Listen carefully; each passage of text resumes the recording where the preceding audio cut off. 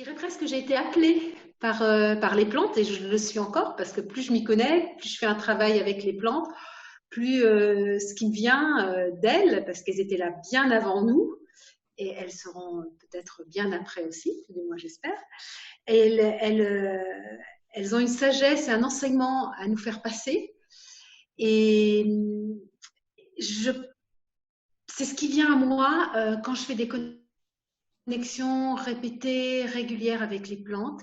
Et c'est ce que j'ai mis en place petit à petit à utiliser aussi dans mes soins énergétiques. Donc je dirais que c'est vraiment un travail très fait un petit peu de façon intuitive et comme un appel des plantes. Voilà, je me sens appelée. Pourquoi, comment, je ne sais pas, mais je me suis sentie appelée. Elles viennent à moi de façon naturelle et instinctive. Il y a une relation, il y a quelque chose qui s'est créé, un lien. Hmm.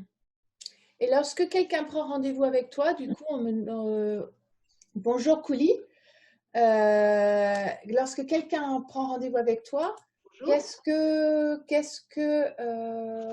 pourquoi? Enfin, pourquoi est-ce que quelqu'un prend rendez-vous avec toi? Qu'est-ce qu'il vient trouver dans ton accompagnement? Alors, comme j'ai deux casquettes, ça dépend un peu qui vient voir. S'il vient voir, me trouver en tant que naturopathe, alors ça peut être par mon site, c'est par le bouche à oreille, ça peut être par ma plaque ou pas par Daubier. C'est des gens qui cherchent un accompagnement en hygiène de vie, qui sentent qu'en mettant une hygiène de vie, un équilibre dans leur vie, en remontant leur potentiel énergétique, leur force vitale, les choses peuvent se régler. Là où j'ai de la chance, je dirais que j'ai souvent des gens qui viennent dans une certaine dynamique, qui sont déjà assez avancés et prêts à faire les choses. Et ça, c'est vraiment très agréable. C'est-à-dire viennent. Donc là, je fais un bilan d'hygiène vitale, hein, une anamnèse, où j'ai des questionnements. Je regarde aussi leur morphologie, je pose des questions. Et je vois leur hygiène de vie du réveil au coucher, voir ce qui peut être augmenté, amélioré pour qu'ils puissent être plus connectés à eux et à leur potentiel et leur force de vie qui va les aider à être plus en harmonie et à régler des soucis, parfois des petits soucis de santé, enfin petits ou pas. Ce pourquoi la naturopathie devrait être quelque chose de fait en amont des problèmes, mais c'est très rare les gens qui viennent. Bonjour Carole, les gens qui viennent en amont. Euh, donc voilà, donc ça c'est mon côté thérapeutique. Ce que je rajoute personnel, qui vraiment m'appartient, c'est le test. C'est-à-dire qu'avant de donner des compléments alimentaires, de la phytothérapie, je suis quand même assez spécialiste en phytothérapie, je teste ce que je vais donner ou pas aux gens. C'est-à-dire pendant toute ma démarche d'anamnèse et mon bilan qui dure 1h30, voire 2 heures, hein, une première consultation, c'est quasiment 2 heures chez moi, je pose des questions et puis je note au fur et à mesure ce vers quoi je vais tendre, vers les orienter. Donc ça, c'est mental. Et ensuite, je passe à quelque chose de plus intuitif, où là, je teste avec mon ressenti, mon regard, euh, pour me permettre d'affiner ce que je vais conseiller et donner à la personne qui est venue chercher un mieux-être, un mieux-être digestif par rapport au sommeil, un mieux-être respiratoire ou par rapport aux allergies, enfin tout ce que ça peut, tous les problèmes que peuvent ressentir les personnes.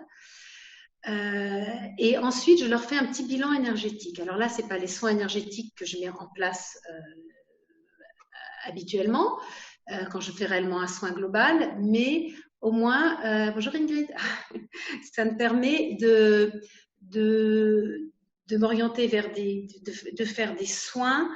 Ça permet de remonter l'énergie de la personne, de débloquer les nœuds pour ce qu'elle puisse mettre en place ce que j'ai conseillé, ce qu'on a vu ensemble dans sa vie plus facilement. Donc c'est l'avantage du soin énergétique et d'avoir testé vraiment ce qui va correspondre à la personne à un moment donné pour son évolution, pour son mieux-être, pour son énergie et sa force vitale. Donc ça, c'est mon côté vraiment plus. Quand je fais des soins énergétiques, alors les gens viennent chercher aussi un mieux-être physique. Hein. Par exemple, je suis souvent, j'ai dans ma consultation assez régulièrement des gens qui ont des zonas, donc qui ont besoin de dégager des choses.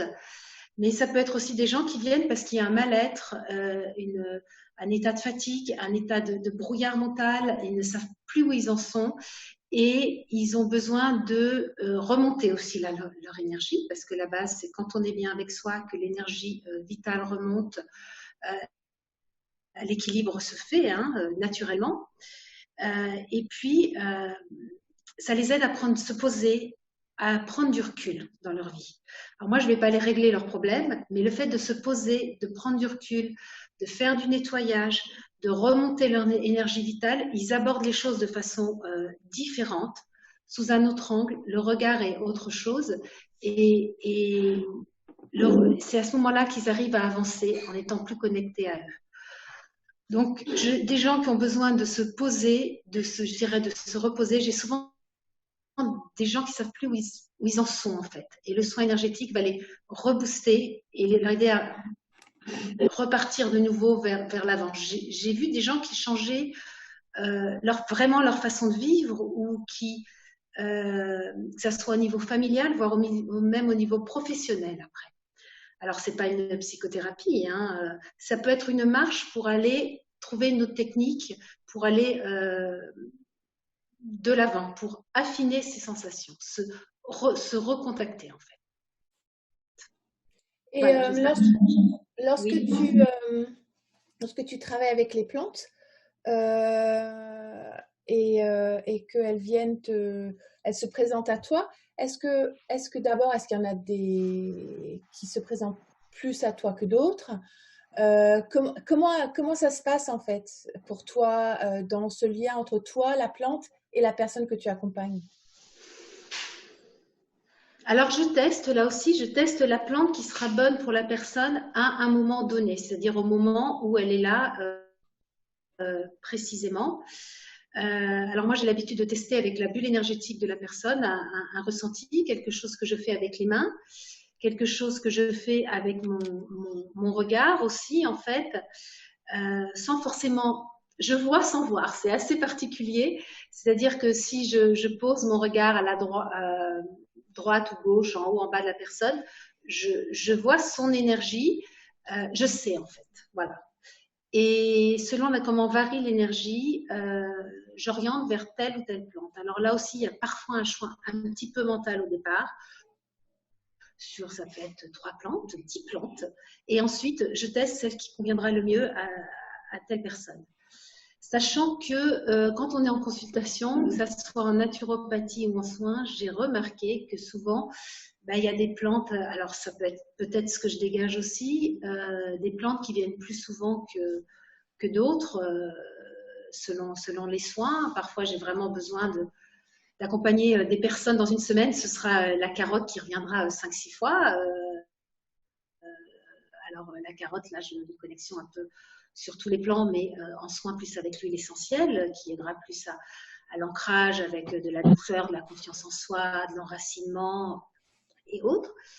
Et puis, ou le basilic sacré, ou voilà. Donc, les plantes changent par rapport à la personne, par rapport à ce qu'elle vient chercher, par rapport au moment. Ce ne sera pas forcément d'un soin à l'autre la même plante, mais ça peut aussi. Et puis, voilà, c'est très, très personnel, sachant qu'il y a une couleur, je dirais, un peu des fois des semaines ou des mois, où il y a plus une plante qui vient qu'une autre. Et lorsque cette plante, elle se présente à toi, est-ce que c'est visuel? Est-ce que c'est auditif? Est-ce qu'il y a des couleurs? Est-ce qu'il y a des rythmes? Enfin, comment elle est? Qu'est-ce qui se passe pour toi? Alors, c'est intuitif. Il y a un peu tout. Ça m'arrive de me réveiller le matin et savoir ce que je vais avoir à donner comme plante ou à conseiller comme plante. Alors ça arrive aussi que ça change après, mais c'est rare.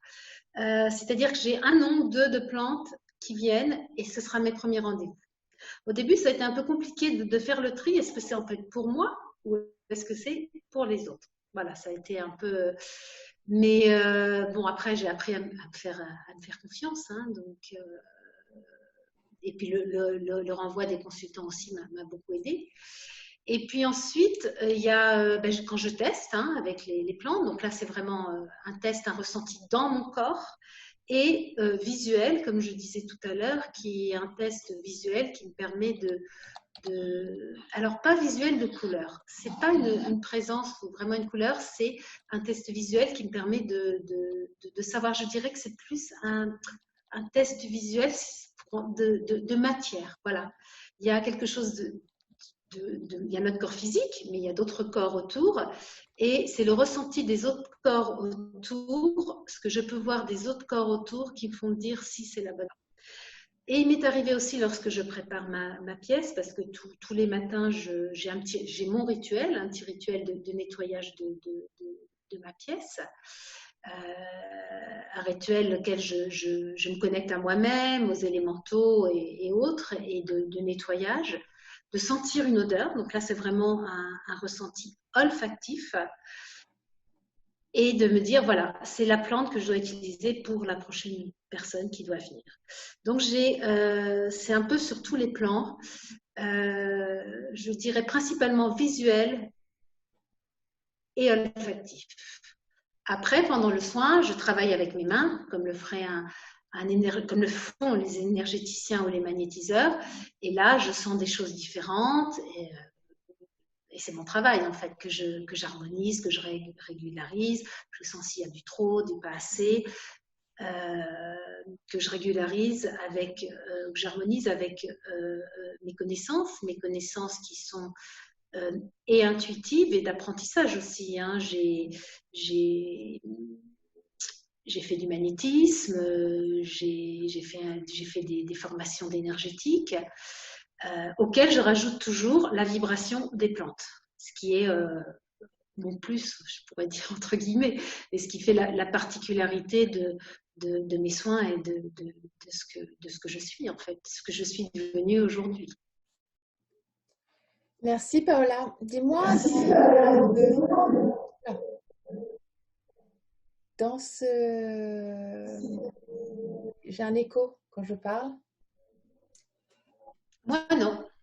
D'accord. Bon, bah, si tu l'as pas, tout va bien alors. Non, pas d'écho.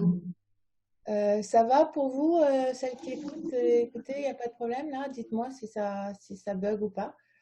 Donc, lorsque tu travailles avec les plantes, est-ce qu'il y a des contre-indications? Alors, en phytothérapie, oui, bien sûr, lorsque je conseille des plantes en phytothérapie, il y a des contre-indications. Ça, c'est ce qu'on apprend lorsqu'on fait sa formation de phytothérapie.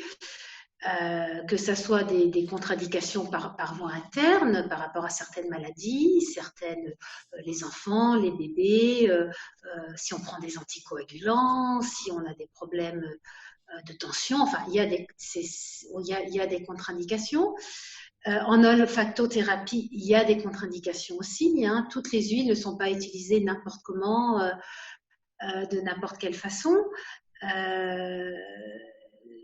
Je parle d'olfactothérapie parce qu'entre mes séances de soins d'énergétique, ça arrive souvent que je conseille une huile qui a été utilisée après aux personnes entre les soins à les utiliser tout du long en olfactothérapie. Alors, oui, il y a des contre-indications aussi. Après, au niveau vibratoire, il y en a beaucoup moins. Il y en a beaucoup, beaucoup moins.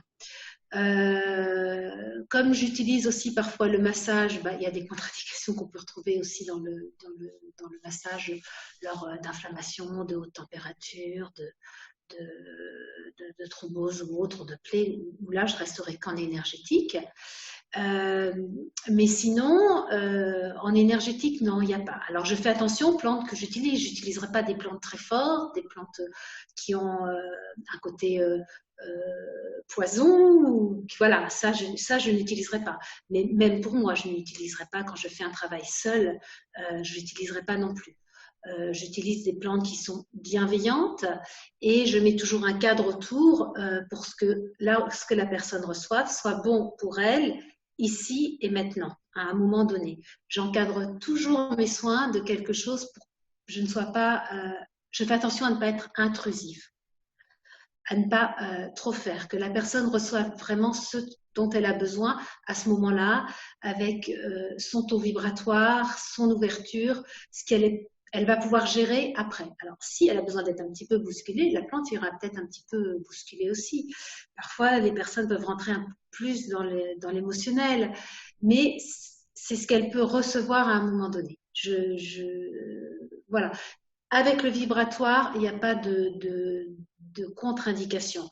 Ça m'est arrivé de suivre des personnes qui sont en traitement lourd, donc elles continuent tout à fait leur traitement et moi, j'apporte le bienfait, l'énergie vibratoire de la plante pour les aider à supporter ce traitement, à remonter l'énergie à côté, ce qui facilite l'intégration et l'acceptation du traitement.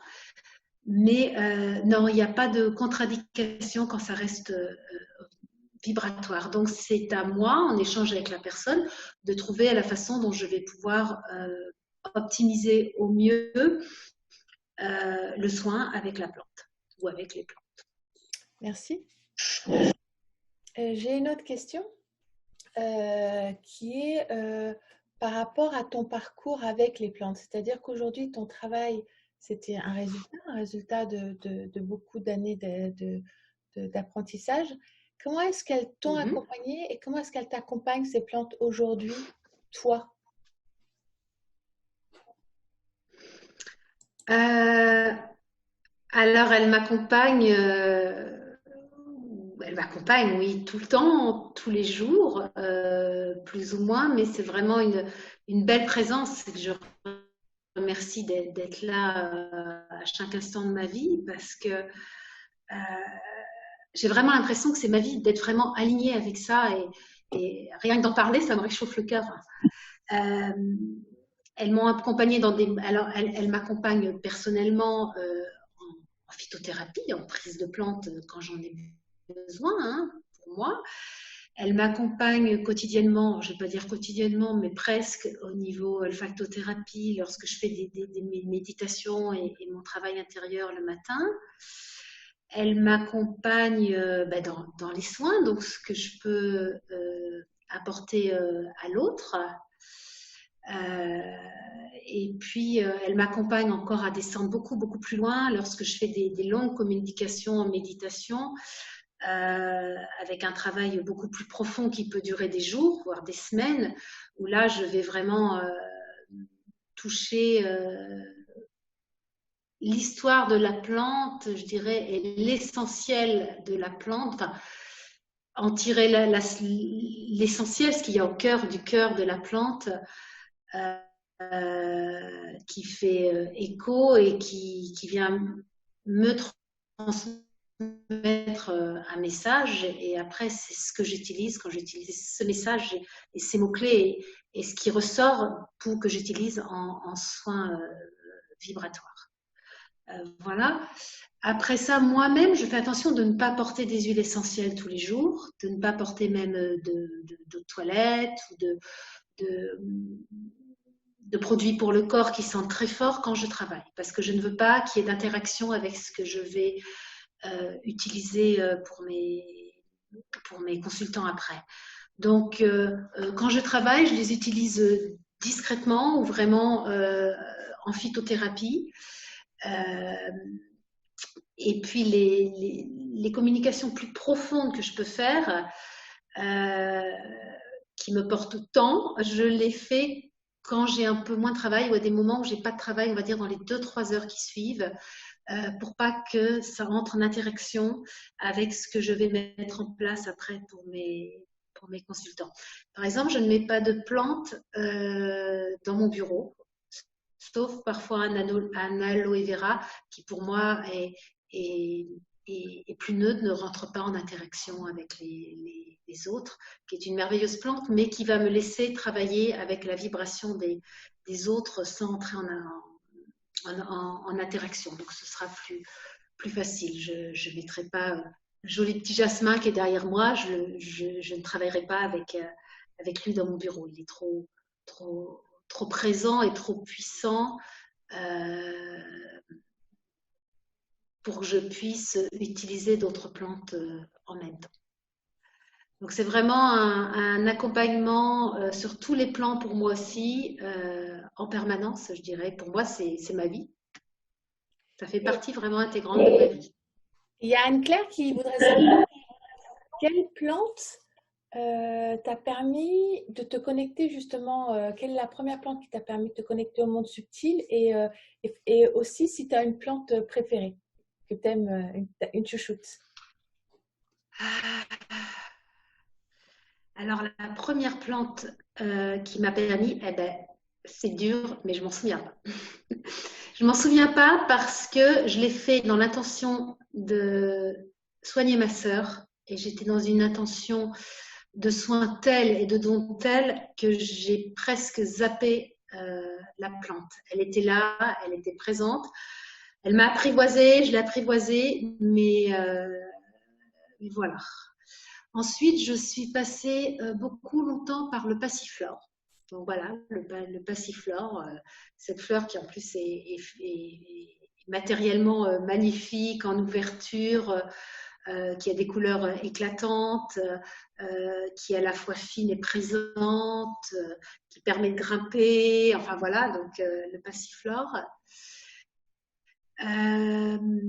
Après, oui, alors j'ai des plantes qui me plaisent plus que d'autres et alors ça tourne un peu parce que bon, j'ai l'habitude de travailler en olfactothérapie avec une amie très régulièrement et on se fait des soirées d'olfactothérapie, on utilise 2-3 plantes et en général, il y a toujours une plante qui vient nous parler à chacune de nous et après, on a besoin de l'utiliser quelque temps. Donc voilà. Alors le jasmin, justement, m'a beaucoup parlé. Le jasmin, avec lequel j'ai fait beaucoup de connexions, m'a amené très loin dans la lignée des femmes, dans la puissance des femmes. Je dirais, j'ai presque l'impression de ressortir des fois de mes connexions comme une femme qui sort de sa caverne, de femme des Cro-Magnons, reliée, ressentir vraiment mon féminin, mon utérus relié à la terre. Et en étant relié à la lune, en étant avec un axe vertical et horizontal, ça fait partie des plantes qui ont vraiment changé ma place de femme. Donc voilà une belle plante qui m'a vraiment accompagnée. Après, il y a eu alors quand oui voilà, bah écoutez là pour tout de suite là c'est vraiment le jasmin qui m'a vraiment parlé. Alors la rose oui aussi bien sûr. Alors la cyste parce que quand je parle de plantes il faut aussi que je puisse être à des endroits où il y a ces plantes là hein, que je vais la plante dans l'intégralité et non pas que l'huile essentielle. Hein. Donc la cyste aussi a été une plante que j'adore. Le romarin. Le romarin que j'utilise souvent, alors là j'en ai un pied, c'est la chance d'avoir une terrasse, donc j'en ai un pied sur ma terrasse que je bichonne et que j'aime vraiment, avec lequel j'aime vraiment être en communication, en connexion dès qu'il a tout le temps, mais surtout quand il a ses petites fleurs violettes là. Et la sauge. Voilà, je dirais jasmin, cis. Donc il y a vraiment des plantes que j'aime plus que d'autres, mais qui ne sont pas forcément celles que j'utiliserai le plus, mais qui sont mes plantes à moi. Romarin, sauge, jasmin, cyste, c'est vraiment ce que j'utilise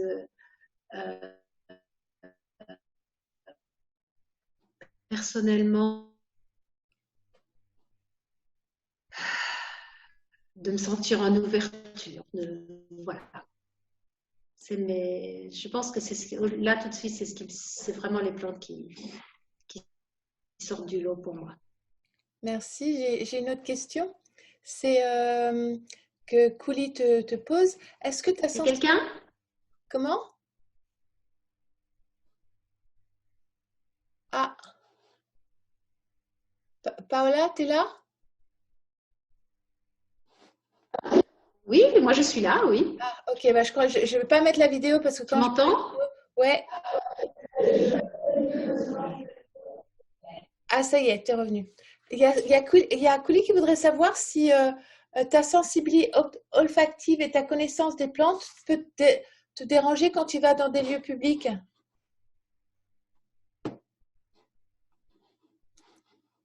Ah, il y a Paola, tu m'entends là ou pas? Ah, ok, parce que je t'entends plus, moi. T'as coupé le son ou je sais pas quoi.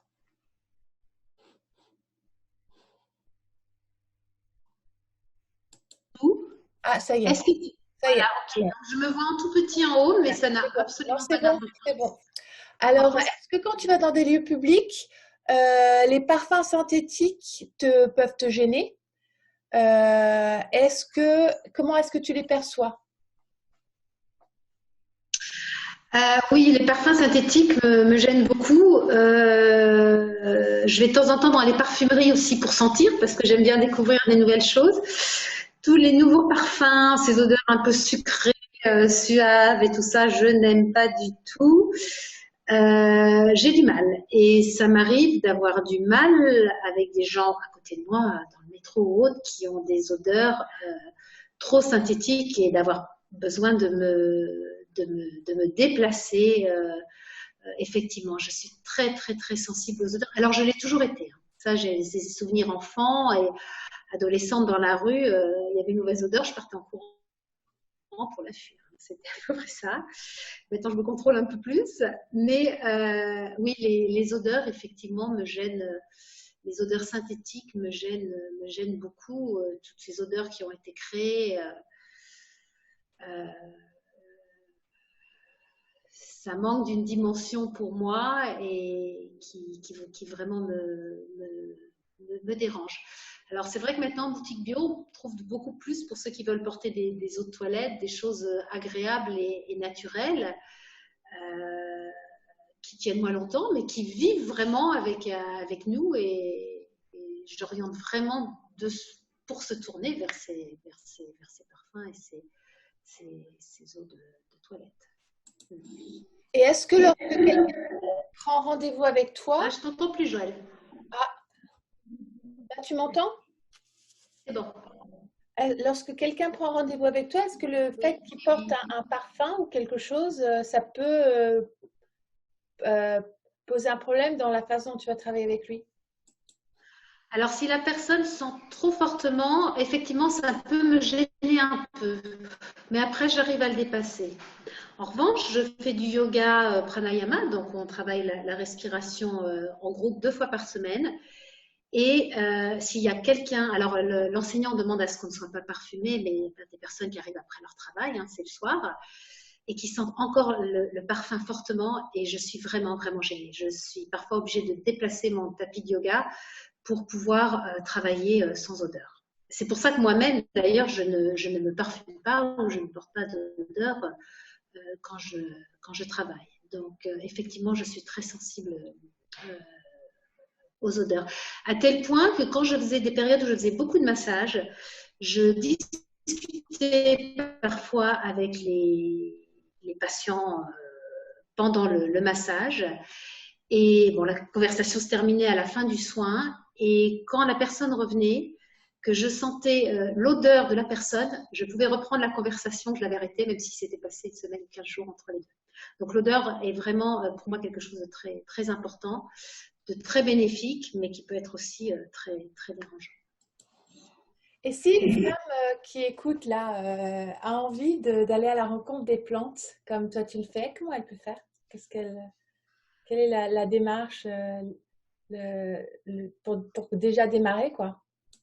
Alors déjà, se connecter aux plantes les plus naturelles, être je pense qu'il y a un travail intérieur aussi, qui est le travail intérieur de manger le plus biologique possible, de se dire qu'est-ce que j'aime j'ajoute à mes légumes en plus comme repas et non pas qu'est-ce que j'ajoute comme légumes à mon repas. Voilà, donc manger aussi des plantes, s'orienter vers des thérapies qui sont naturelles. Tout ça pour être plus connecté à soi-même, le plus en relation avec soi, avec vraiment son moi profond.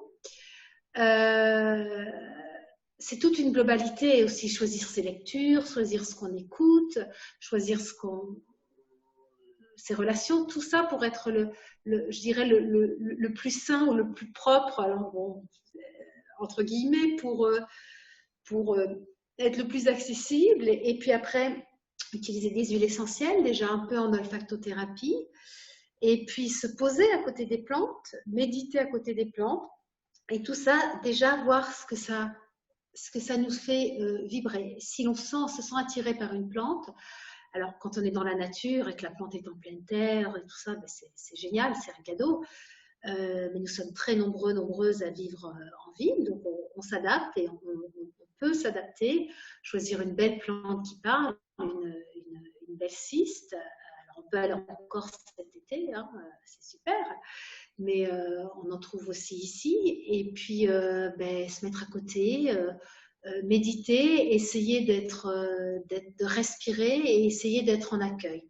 Et déjà ça, c'est un premier pas. Donc les huiles essentielles, mais qui prennent qu'une partie de la plante, même s'il y a ce côté vibratoire qui est si fin et si délicat dans l'huile essentielle. Il y a aussi les fleurs de bac, hein, qui apportent ce côté très fin et très délicat pour les soins, pour l'émotionnel, pour sa propre évolution, qui est un très beau chemin. Et puis après, les huiles essentielles. Alors, moi, en soin, je passe par la vibration, mais pour ancrer et incarner plus le soin, je passe souvent par une huile essentielle, voire un élixir floral que je peux rajouter aussi aux soins physiques. Si la personne accepte d'être touchée, pour créer une dimension, faire un travail vraiment sur tous les plans physiques, énergétiques et spirituels.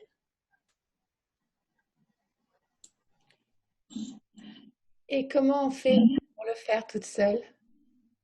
Comment on peut faire, nous, chacune, pour aller à la rencontre des fleurs? Je ne t'entends pas, Joël, ça résonne là. Et là, Beaucoup de monde sur la ligne. tu m'entends? Oui, là c'est mieux, oui. Et comment peut-on faire, nous, chacune d'entre nous, dans son cheminement personnel, lorsqu'on n'est pas accompagné par toi, pour justement aller rencontrer ces fleurs et ces plantes?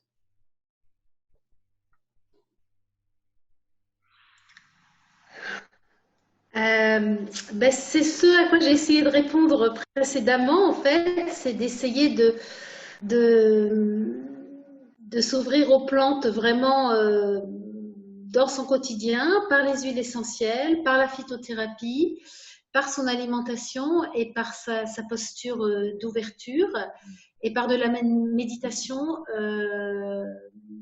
à côté d'une plante ou avec une plante. Une méditation, alors sans projection, il ne faut pas forcément attendre quelque chose. Il faut... c'est un lien qui se crée. Voilà. Donc voilà. Et puis après, se faire aider ou guider par moi ou d'autres personnes, hein, qui aussi, il y en a d'autres, hein, qui orientent vers la communication et la découverte des plantes. Ça se fait petit à petit, ça se fait avec la plante physique et puis ensuite quand on arrive à faire un peu de silence en soi, ça se fait vers les plantes énergétiques. Et c'est vraiment un cheminement, c'est un travail aussi, c'est une discipline, c'est quelque chose qui se fait au quotidien. Moi, je fais ce travail-là, si j'y réfléchis maintenant, depuis au moins 10 ans, avec des moments où je le fais très régulièrement et d'autres des moments moindres. Donc, c'est aussi avoir des plantes chez soi et s'en occuper. On dit bien avoir la main verte, hein. Il y a des gens, ils ont ce côté subtil naturellement de connexion avec les plantes. C'est être présent choisir une plante qui vous parle, être présent en ouverture avec elle, en méditation, essayer de sentir ce qu'elle dégage. On peut essayer avec les mains aussi, sentir avec le cœur. Donc c'est vraiment une présence à soi. On apprivoise la plante et surtout la plante nous apprivoise pour suivre le chemin de la plante. En fait, c'est vraiment euh, une co-création aussi là, entre la plante et toi. Une création, c'est ce que tu as dit? Co-création. Co-création, écoute, je ne sais pas si vraiment c'est le mot. C'est un travail, c'est un échange. C'est même pas vraiment un échange. Je dirais que c'est une ouverture de cœur à cœur, d'âme à âme. Euh, c'est être vraiment en accueil pour suivre la plante dans son enseignement. Merci. Merci. La plante est notre enseignante en fait. La plante vient, oui, elle nous apporte quelque chose de très profond. Elle vient réveiller des choses qui somnolent ou qui dorment chez nous. Elle nous accompagne dans cette direction-là. Enfin, c'est comme ça que moi, je la vois et alors, je ne vais pas dire je l'utilise, mais je travaille avec elle. Oui. Là, c'est un co-travail, oui, effectivement. Et dis-moi, Paola, est-ce que tu fais des ateliers? Tu proposes, comment est-ce que tu accompagnes ceux qui viennent te voir et comment est-ce que tu accompagnes ceux qui veulent apprendre à faire ce que tu fais? Alors, alors je les accompagne en consultation, hein, comme je le disais précédemment, avec les soins énergétiques. Et ensuite, en atelier qui permettent de découvrir ou d'éveiller son féminin, mais pas son féminin forcément avec des plantes que féminines, mais je fais un travail vraiment avec la plante entière. Je fais faire un travail d'alignement. Je fais faire un travail de réceptivité. Apprendre à connecter son intuitif et sa réceptivité, qui aidera à aller plus loin avec les plantes ou avec autre chose. Hein. Chacun son chemin. Et puis, donc c'est vraiment accueillir son féminin, être relié à la terre, à la mère terre, et être relié au ciel, à la lune. Alors moi, je passe pour ça par les plantes, parce que c'est mon chemin, c'est ce que je connais, c'est ce que je sais faire, donc c'est ce que je fais découvrir aux personnes qui sont intéressées. Par par des ateliers qui durent beaucoup pour travailler son propre sensitif.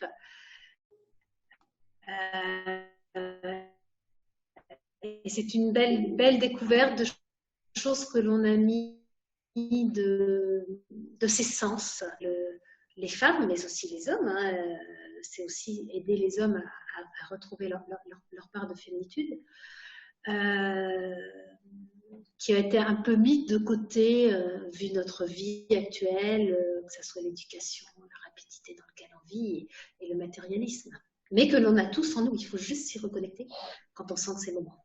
Donc voilà à peu près ce que sont les ateliers que je propose et qui sont justement une ouverture et des petits grains semés pour donner envie à ces personnes d'aller plus loin dans leur sensibilité et connexion au sens dans leur quotidien. Merci. De toute façon, tous tes ateliers, toutes tes propositions sont sur ton site Naturalion. Oui, tout à fait. Et je ne sais pas, je pense que voilà, il n'y a pas d'autres questions qui sont arrivées. Donc, je pense que. Je ne sais pas si tu as envie de rajouter quelque chose là. C'est la période. Alors, nous sommes confinés, enfermés chez nous, mais c'est une période pour ceux qui ont des plantes fleuries chez eux, des belles plantes. Et je crois que c'est vraiment le moment d'essayer d'en profiter, à sentir et à ressentir. C'est un moment justement où on est peut-être plus connecté à soi et qu'on peut essayer de découvrir une autre dimension, autre chose. Et le moment où les plantes sont en fleurs, c'est vraiment un moment de magie qui peut nous apporter une grande richesse et, et beaucoup de gratitude avec ce monde qui nous apporte beaucoup quand on sait regarder au-delà peut-être des apparences parfois difficiles comme on peut le constater en ce moment. Donc, faites-vous du bien avec ces petites graines qui poussent et qui s'ouvrent et qui donnent tout, qui sont les fleurs, qui donnent tout de façon si fugace, mais qui donnent le plus beau d'elles-mêmes, leur couleur, leur senteur et leur cœur. Voilà. Merci Paola. Merci Anne-Claire, Carole, Claire, Couli, Ingrid et Serena de votre présence. Merci à toutes. J'espère que vous avez aimé les belles paroles de Paola et que vous ferez de belles choses avec elle. Voilà. Et je vous embrasse. Merci, merci. Ciao.